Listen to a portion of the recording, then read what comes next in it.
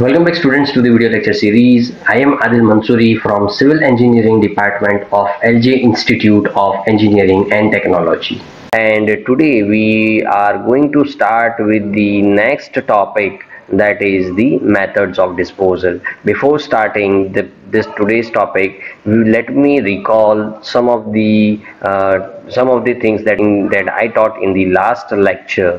Okay, so we discussed about the low cost sanitation system, that is the septic tank, right? We discussed about different design criteria. We discussed about different methods of what should be design considerations, right? We discussed about advantages and disadvantages of the septic tank. Okay, now today we are going to deal with the various methods of disposal of the effluent. We know that when the wastewater is coming out of the highway, hotel, or a colony, right, where sewerage network is not possible, we utilize septic tank. Okay, so this wastewater that is generated is usually kept inside in this septic tank for 12 to 36 hours of detention time. Okay, and after detention time, when the suspended solids settle down at the bottom of the tank, it is removed, which is known as the effluent, and it contains a higher BOD, so we need to dispose it off.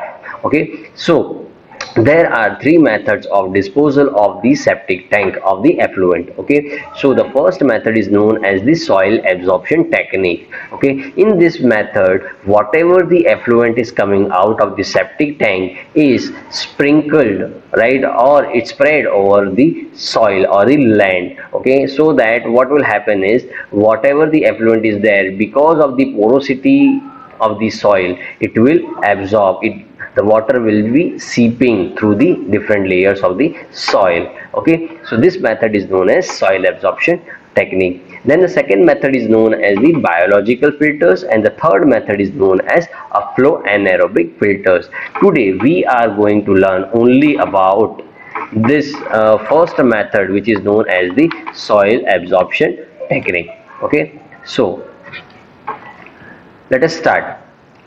So soil absorption technique is dependent on the characteristics of the soil. The characteristics on which the soil absorption depends is the porosity. So we know that a soil is a porous material, it contains voids. Okay, so whenever the water is spread on the soil, it will percolate through the soil, right? It will percolate and it will pass through the different layers of the earth's surface. Okay, now this system is applicable when soil is pervious and has sufficient rate of percolation. Okay, so if the soil would not be pervious, then what will happen is it will lead to ponding, it will lead to accumulation of the water which is sprinkled, right, or which is spread over the area. Okay, but if the porosity of the soil is more, then what will happen is it will percolate through the different layers of the soil. Okay, so talking about the rate of percolation, it is the time taken by water to seep through the ground by 1 centimeter.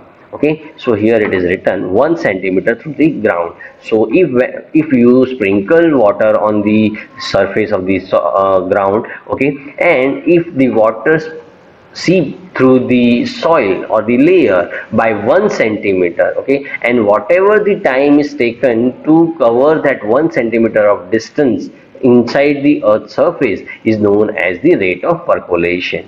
Okay, this rate of percolation should not be more than 30 minutes. Okay, there are two methods of soil absorption. Okay, the first method is known as the soak pit, and the second method is known as the dispersion trenches. We are going to learn both these methods. Okay, so let us start. First one is the soak pit. Effluent from the septic tank contains foul odor and biodegradable organic matter, right? We know that when the water is allowed to detain for 12 to 36 hours, the suspended solids will settle down, right? However, these septic tank is an anaerobic process, it will be generating foul odors, right? Which were the foul gases that were generated? First one was hydrogen sulfide, that is H2S, and the second one was methane, right? So because of the foul gases and the biodegradable organic matter, that is the BOD, that is being generated, it is important to dispose the effluent, right? So talking about the BOD, the effluent has BOD of 200 to 250 milligram per liter at the end of 5 days, right? That is the BOD 5. If I talk about soap pit, it is a circular covered pit. Okay, I'll show you the diagram so you will get the clarity. Okay, so the effluent is discharged in the pit, and because of the porosity of the soil, it absorbs the waste water. Okay, there are two types of soak pits available. First one is the lined and unlined, right? In lined there will be plaster which will be done inside on the interior surface of the soak pit. Okay, so it is not advisable to provide soak pit at the sites having percolation rate more than 30 minutes. Clear? Okay students, so on the screen you can see is the cross section of the soak pit. The interior diameter of the soak pit should be minimum 90 centimeter. Okay, this is the ground level as you can see, right? And the top of the soak pit should be minimum 45 centimeters above the ground level. Okay, here you can see is the 30 centimeter brick wall. Okay, that is the cement mortar brick wall. Okay, and here you can see in the 90 centimeter diameter they have filled rock or the stones. Okay, so this will be stones. Fine, this is the pipe carrying effluent, right? So this will be effluent from the septic tank. Okay, and here this is the coarse sand outer layer, coarse sand outer layer. Okay, and this is the effective depth. Okay, here you can see this, there is a box kind of thing. It is known as the channel of bricks with open joints, right? So what will happen is whatever the water is coming into this brick channel, right, because of the open joint it will come out of this channel and it will percolate through this stone layers. Okay, and it will pass through the different layers below the soak pit. Okay, now this is the bottom level. One thing you should keep in your mind should be that the bottom level of the soak pit should be minimum 90 centimeters above the groundwater table. Ground water table. Okay, so I hope this should be clear in your mind how is the soak pit. Fine, so you can have a look at the pictures of the soak pits. Clear? Okay, so let us move towards the numerical. The question says that design a soak pit for 100 users and take the loading rate 120 liters per capita per day of the septic tank and percolation rate as 1250 liters per meter cube per day for the soak pit. Okay, so take peak factor as 1.8. so let us start with the solution. Okay, so first thing that they have given is the number of users. Okay, so how much is the population? Say 100 users they have given, right? And loading rate, that is 120 LPCD. Okay, so therefore average wastewater generated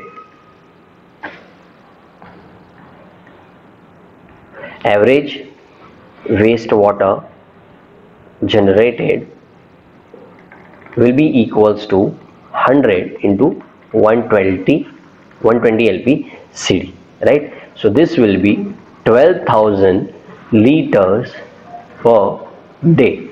Fine. Now they have given that the peak factor is 1.8. Okay, so therefore maximum wastewater generated will be 1.8 times 12,000, and that comes out to be equals to 21,600 liters per day. Fine. Now we need to design the soak pit. So this was the quantity of wastewater generated. So this will be the quantity of effluent that will be coming out of the septic tank, right? Now we need to design the soak pit. So for design of soak pit,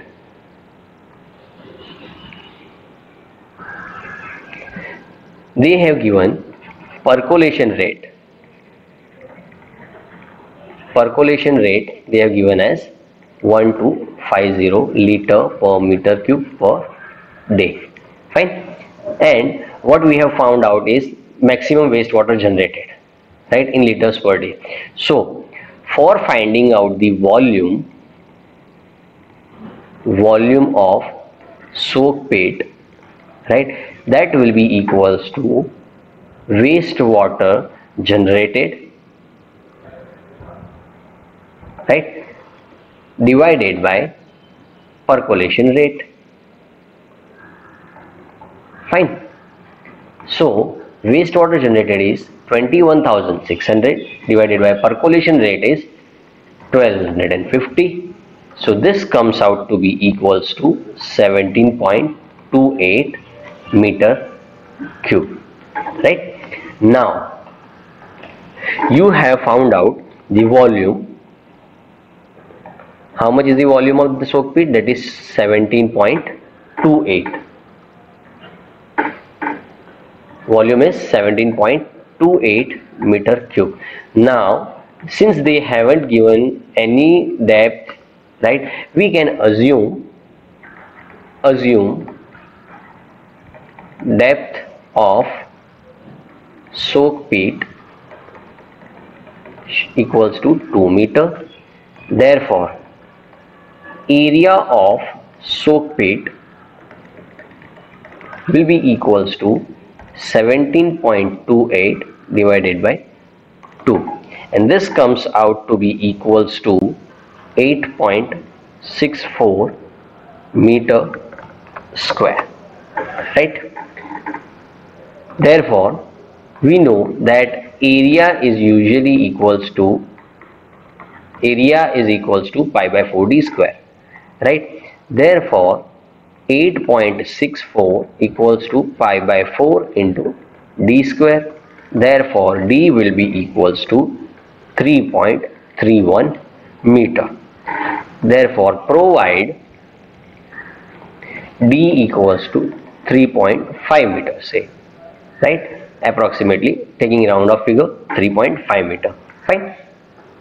Therefore final dimensions of the soak pit, final dimensions of soak pit will be equals to diameter equals to 3.5 meter and depth equals to 2 meter.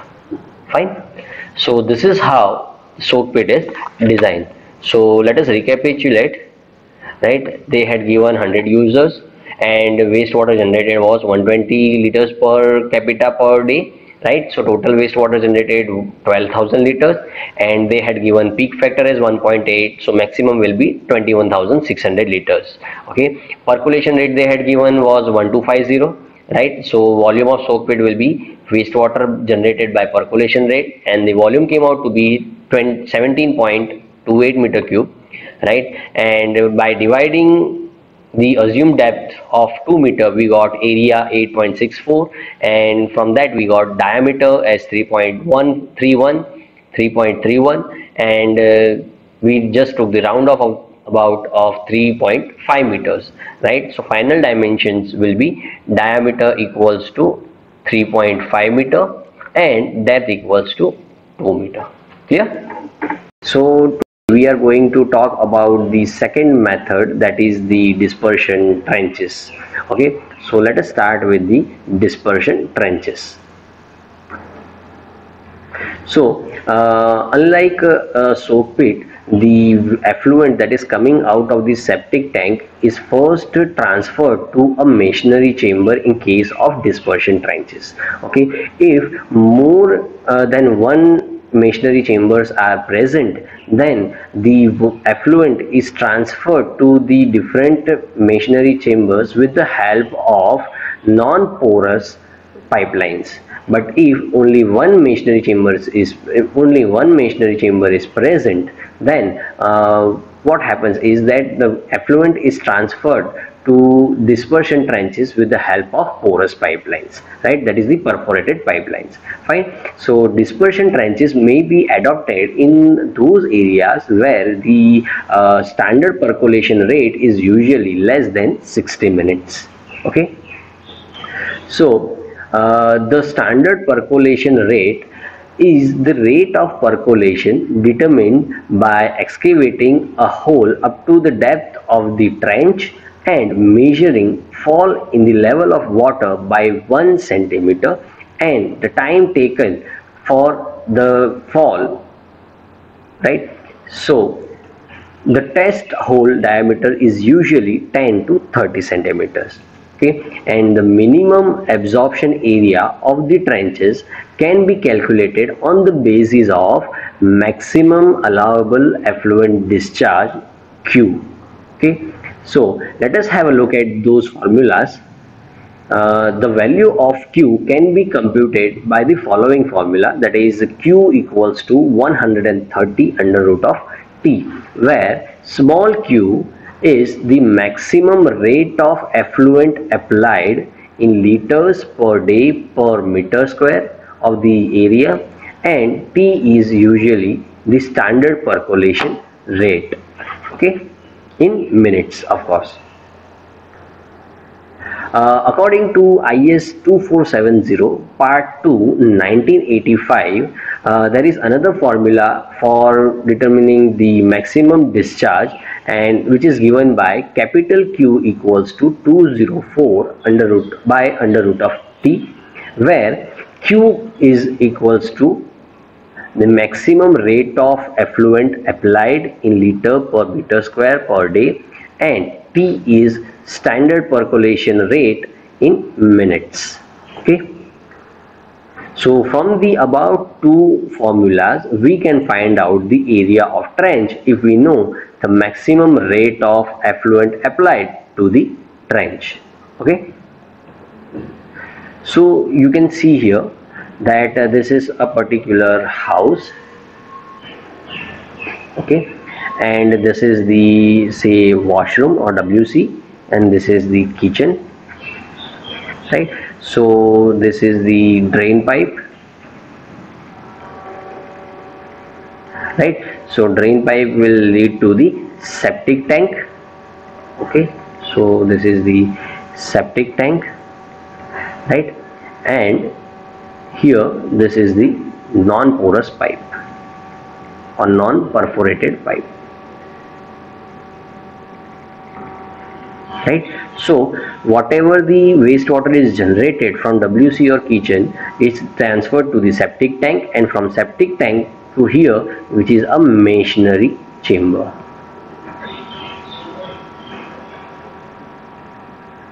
right? So masonry chamber, the water from the septic tank is transferred to the masonry chamber with the help of non-perforated pipes.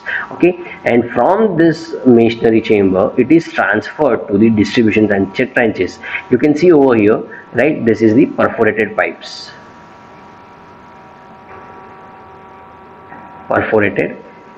right?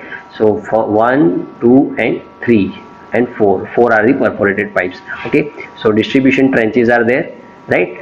So this is how the distribution trenches is. Okay.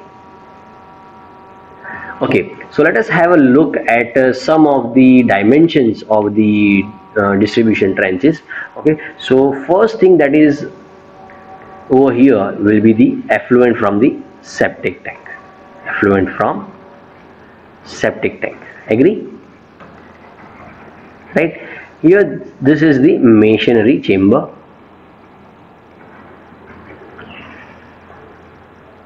Masonry chamber. Fine. Now, talking about the width, it is usually 0.3 to 1 meter in width. Okay.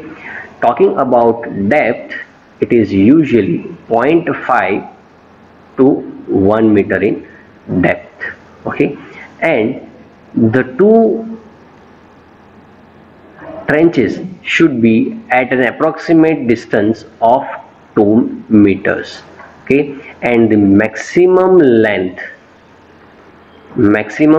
of the trench should not be exceeding 30 meters. Okay, now if I talk about the diameters of the pipelines, it is usually 75 to 100 mm. Okay, so these are the dimensions of the distribution trenches. Okay, next is the pictures. You can see the pictures. So these are the pipelines and the distribution trenches are there. Okay, here you can see the masonry chamber. Okay, fine. So let us now have a look at the numerical, right? So the numerical says that calculate the bottom area of the trenches for septic tank effluent discharge equals to 1 liter per second and a standard percolation rate of 1 minute. Okay, so let us have a look at the solution. First thing that they have given is the percolation rate, right? Standard percolation rate, that is 1 minute. Okay, now we need to find out the maximum effluent discharge, right? No, they have given the effluent discharge, right? So I'll write over here that effluent discharge, that is maximum effluent discharge, they have given as 1 liter per second. So this will be equals to 60 liter per minute, or this can be taken as 86400 liter per day, right? I give this result as number 1. Fine.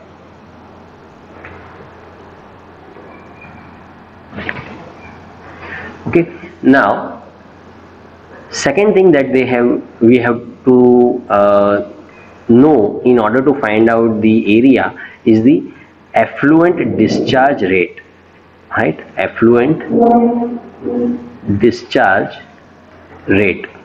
Effluent discharge rate as per IS code is given as 204 under root of T, right? So here we have taken standard percolation rate of 1 minute, so Q will be equals to 204 in liters per meter square per day, right?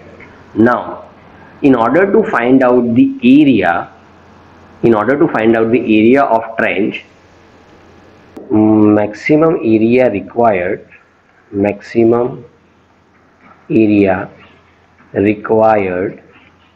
for trenches will be equals to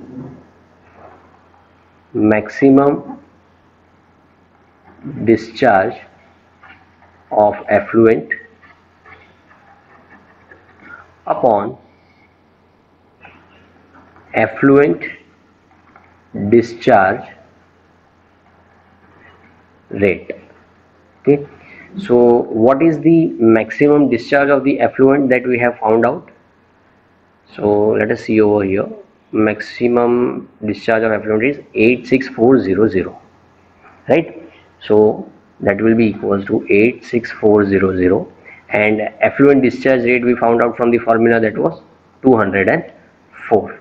So this value comes out to be equals to 423.5 meter square, right? Now we need to find out the area, we need to find out the length and the width. Okay, so assume the width of the tank, of width of the distribution trench equals to 1 meter. Therefore length of trench would be equals to area by width, and that will be equals to 423.5 meters. Okay, now we know that as per IS code, maximum length permissible is equals to 30 meters, right? So therefore number of trenches required will be equals to 423.5 divided by 30, and this comes out to be equals to 14.11. okay, so therefore we can write provide 15 trenches of 1 meter with 1 meter depth and 30 meters length. Okay, so here we are assuming 1 meter as depth. Okay, so I hope this must be clear. Okay, so in this module we completed the low cost sanitation. We started with the septic tank, right? So it was an underground tank where the wastewater which was generated on the highway hotels or an isolated colonies gets collected, and all the suspended solids get settled down at the bottom. Okay, and the effluent is then discharged into the this method of various methods of disposal, that is the soak pit or the dispersion trenches. In the previous video we discussed about the soak pits, right? And today we covered the dispersion trenches. Okay, so that's all for the this particular topic, that is low cost sanitation.